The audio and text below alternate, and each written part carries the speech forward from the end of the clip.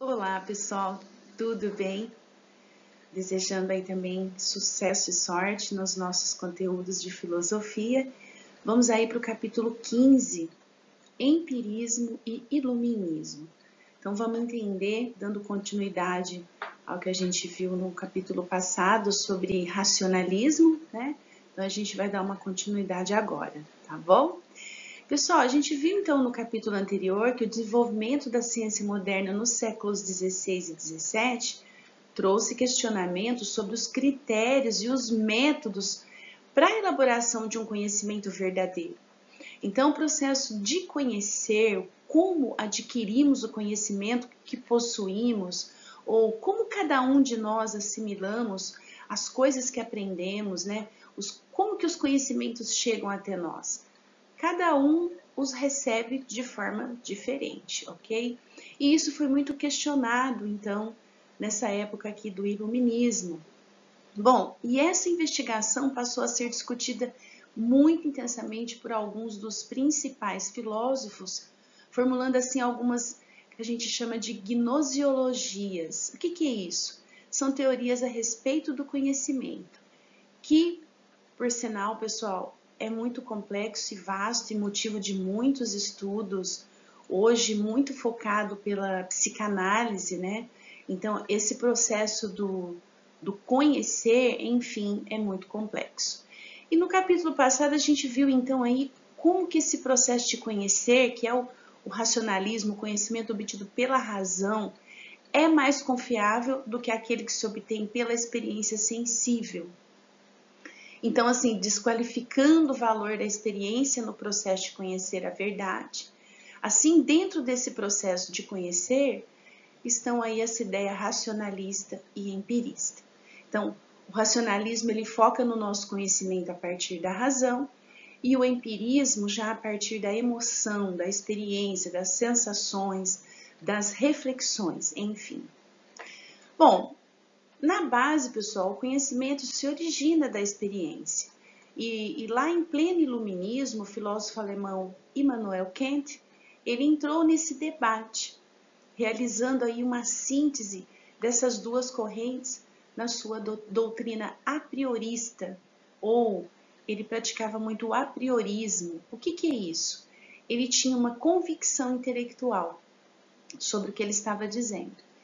Então, a gente vai ver como que esse processo foi e como que foi esse debate dele, esse questionamento que ele fez, essa investigação em pleno momento ali do iluminismo. Bom, pessoal, primeiro vamos entender o que significa empirismo. O empirismo é a teoria do conhecimento que defende que todo saber humano advém das experiências sensoriais. E essa doutrina vai contra o racionalismo cartesiano. Quando a gente fala cartesiano, a gente está se referindo a Descartes. Porque ele afirma que existem ideias inatas no ser humano, ou seja, ideias que nascem com a gente e que ainda não deveríamos confiar nos sentidos para obter um conhecimento verdadeiro. Basicamente, o empirismo defende que todo conhecimento advém da experiência prática que temos cotidianamente, ou seja, que as nossas estruturas cognitivas somente aprendem por meio da vivência e das apreensões de nossos sentidos. Aqui eu vou fazer um racionalismo versus empirismo, para a gente entender aí a diferença entre essas duas correntes de pensamento e investigação. Pessoal, o racionalismo e o empirismo, eles são escolas de pensamento que buscam ali explicar a forma como os seres humanos adquirem conhecimento, como eu disse, né? Porém, elas têm filosofias fundamentalmente opostas. As duas estudam o nosso processo de conhecer, porém de formas opostas. Enquanto o racionalismo afirma que a fonte do conhecimento é a razão, o empirismo alega que é a experiência sensorial. E você? Faça uma reflexão. Como você adquire os seus conhecimentos? Através do racionalismo, que vai aí mais pelo raciocínio, razão, ou pelos seus 5 sentidos, visão, audição, paladar, olfato e tato, que seria aí a experiência sensorial, ou talvez a sua experiência de vivência. Reflita sobre isso, como você acha que você adquire os seus conhecimentos. Bom, então, como eu disse para vocês, em pleno iluminismo, Immanuel Kant entraria nesse debate para realizar uma espécie de síntese aí dessas duas correntes na sua doutrina a priorista, que ela haria a questão da sua convicção. Bom, pessoal, e o início do debate dele esteve vinculado ao pensamento de René Descartes, que foi o primeiro e principal expoente do racionalismo moderno, conforme a gente estudou aí no capítulo passado. Então, o foco central de Immanuel Kant para analisar essas duas doutrinas foi através das ideias de René Descartes, que era o maior racionalista da época. Então, pessoal, segundo René Descartes, nós temos aí as chamadas ideias inatas, que trata-se das ideias que nascem com o sujeito pensante, por exemplo, a noção de Deus. Aí veio a reação empirista, né? Questionando que o processo de conhecimento depende sim da experiência e dos sentidos. Mas René Descartes dizia que a gente deveria sim duvidar da experiência e dos nossos sentidos.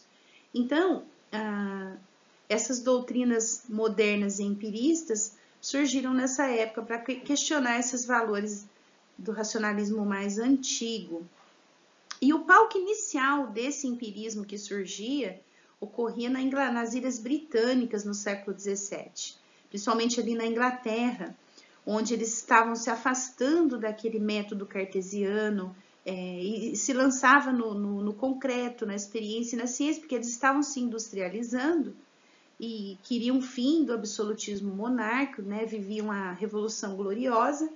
E entre os principais representantes desse empirismo britânico, destaca-se o Francis Bacon, que a gente até já estudou o capítulo passado, mas eu vou colocar aqui novamente, Thomas Hobbes, John Locke e David Hume. Mas eu quero falar primeiramente do René Descartes, como ele foi aí o foco então central do lado racionalista, porque ele dizia que nós temos então as ideias inatas que nascem com o sujeito pensante. Então, eu vou colocar uns mapas mentais aqui de todos eles, que eu acho que fica mais fácil da gente estudar, tá? Então, de uma linha do racionalismo vinha René Descartes. A sua fase mais célebre aí da história foi a questão do penso, logo existo. Então, sujeito pensante, ideias inatas, sujeito pensante, penso, logo existo. Então, ele diz nesse mapa, um gênio maligno pode tentar me fazer acreditar em coisas falsas. Logo, não há nada do qual posso ter certeza. Logo, mas quando digo eu sou, eu existo, não posso estar errado sobre isso. Um gênio maligno poderia tentar me fazer acreditar nisso se eu realmente existir. E daí surgiu então o seu grande lema do penso, logo existo. Bom, então aí o primeiro em oposição a René Descartes ou as suas ideias cartesianas sobre as ideias inatas, a gente tem o Francis Bacon. Francis Bacon realizou uma obra científica muito grande sobre o método indutivo de investigação científica. Ele concebia a ciência como técnica porque se preocupava muito com a utilização dos conhecimentos científicos na vida prática. Grande entusiasmo ali na época por conta da bússola, a pólvora e a imprensa.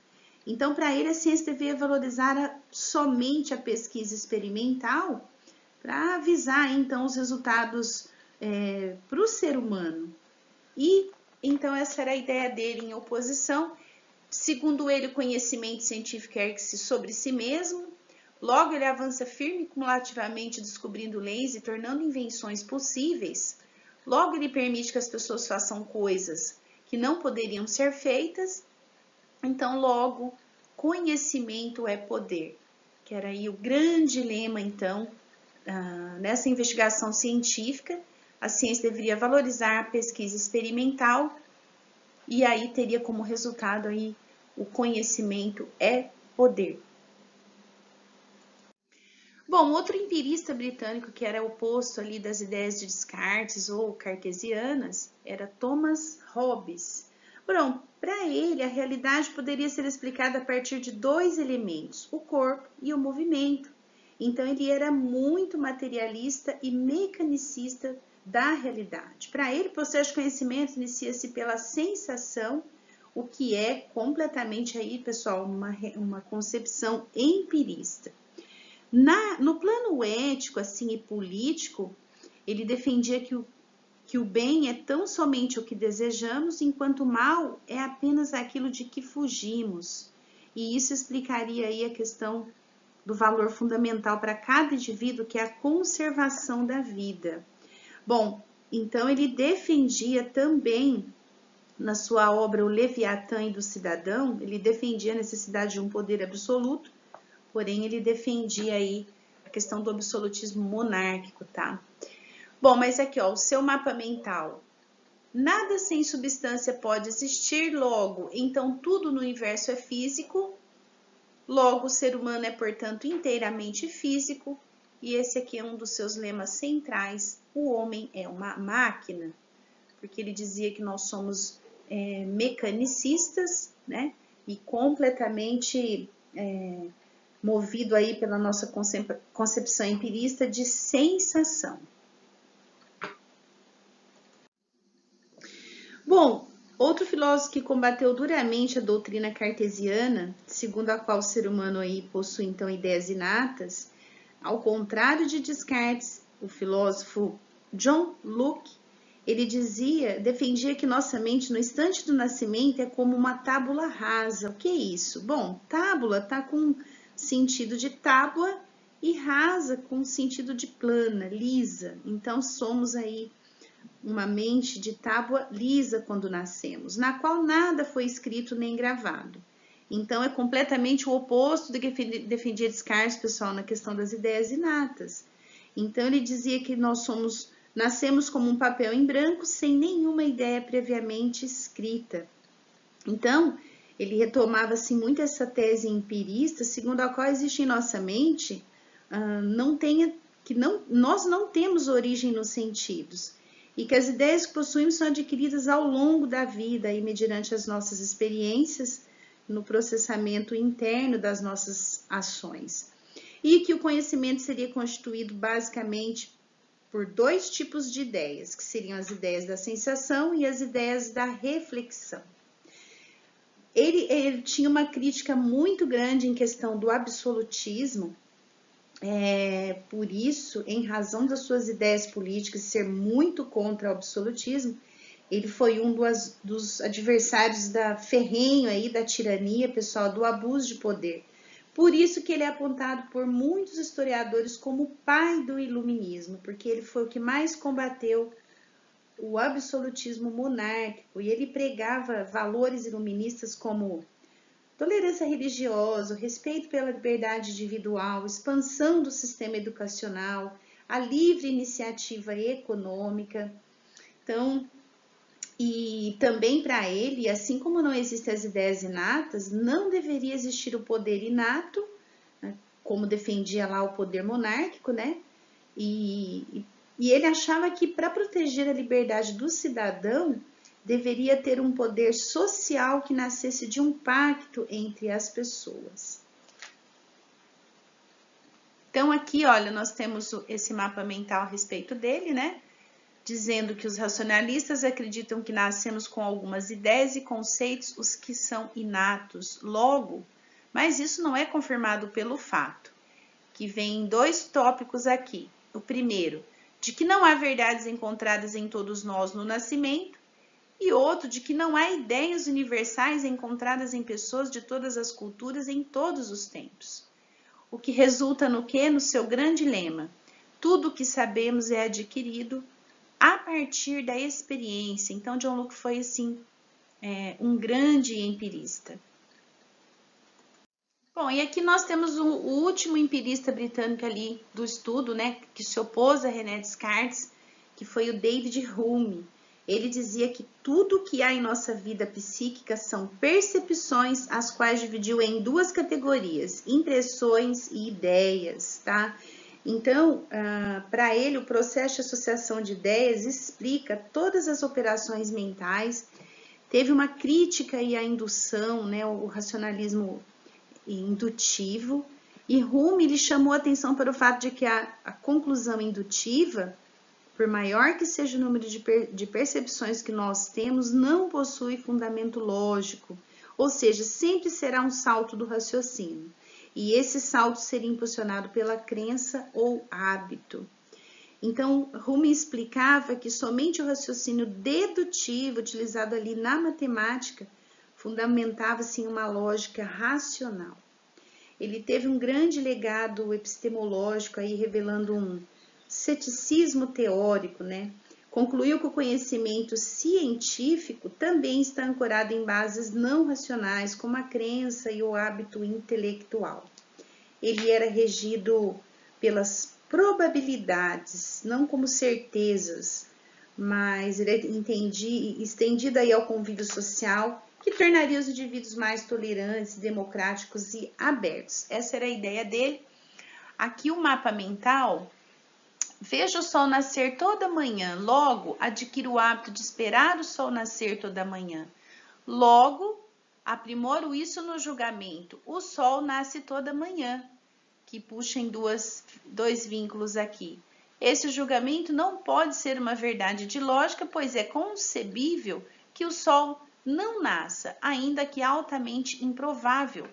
E o julgamento não pode ser empírico, porque não posso observar o sol, o nascer futuro do sol.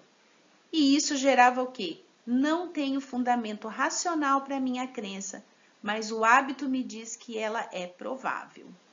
Logo, seu lema central era: o hábito é um grande guia da vida. Bom, pessoal, mas frente a esse empirismo britânico aí afirmando que o conhecimento parte da experiência, né? Que nós temos o conhecimento verdadeiro somente através da experiência, perdi um pouco de força por conta da razão em busca de liberdade que surgia, a questão do movimento iluminista, que já era então ali séculos 17 e 18, com uma grande expansão do sistema capitalista ali nos países europeus, acompanhada pela ascensão da burguesia, né? E os países europeus que ainda subsistiam ao antigo regime, que era aquela característica de clero, nobreza e demais grupos, sempre com uma desigualdade jurídica muito grande, esse absolutismo monárquico ele começou a ganhar muita força. E, paralelamente, então, o racionalismo conseguia cada vez mais adeptos no mundo cultural, transmitindo a confiança da razão como principal instrumento do ser humano para enfrentar ali os desafios da vida e equacionar os problemas. Então, reforçava essa convicção do desenvolvimento da Revolução Industrial, do sucesso da ciência, do grande progresso. Aí ficaria o questionamento: se o universo é inteiramente racional, não é absolutamente legítimo esperar que o acúmulo e a multiplicação dos conhecimentos permitirá ao homem cada vez mais dominar ou domesticar a natureza, racionalizando e melhorando indefinidamente suas convicções de vida? Então, pessoal, foi nesse contexto, com esse espírito, que se desenvolveu o movimento cultural do século XVIII, denominado Iluminismo, Ilustração ou Filosofia das Luzes, né? E foi então um grande movimento intelectual aí que mudou a forma de pensar de toda uma época. O século XVIII é considerado o século das luzes. Então, embora suas primeiras manifestações tenham ocorrido na Inglaterra, que foi o grande centro irradiador das ideias iluministas, né? Porque eles viviam aquele grande boom industrial, pessoal, eles não queriam ficar mais presos no absolutismo monárquico, eles queriam liberdade de mercado, liberdade de expressão, liberdade da sua economia, por isso que o foco foi ali. E aí, foi principalmente ali na cidade de Paris, né, na França, que nessa época também foi considerada a maior referência cultural do mundo ocidental, de onde se expandiu para todos os outros países da Europa. E quais eram as principais características do iluminismo? A gente já estudou sobre isso. Grandes valores como liberdade, igualdade, tolerância, o direito à propriedade privada, né? E eles diziam que a burguesia reverenciava ali o comércio, que os valores iluministas então estariam construídos por valores burgueses, né? Então, os pensadores iluministas teriam sido aí, talvez, os ideólogos da burguesia e, consequentemente, eles teriam, sim, tido, assim, muita importância na criação de toda essa burguesia existente, porque os valores iluministas, eles iam de acordo com o da burguesia, né? Eram objetivos comuns entre eles. Então, foi bem coerente esse encontro da burguesia com as ideias iluministas. Bom, e os principais representantes do iluminismo? Começar aqui com o nosso grande John Locke, esse inglês que foi o precursor, pai do iluminismo.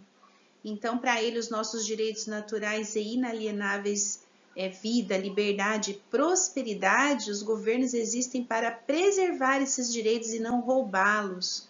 Defendia o liberalismo político.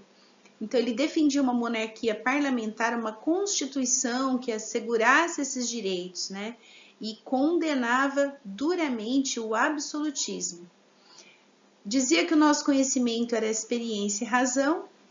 Sua principal obra foi Ensaio sobre o Entendimento Humano, no qual ele defende a razão afirmando que a nossa mente é como uma tábula rasa, conforme a gente viu, sem nenhuma ideia, e que tudo é construído ali no conhecimento, sensação, sentidos e reflexão.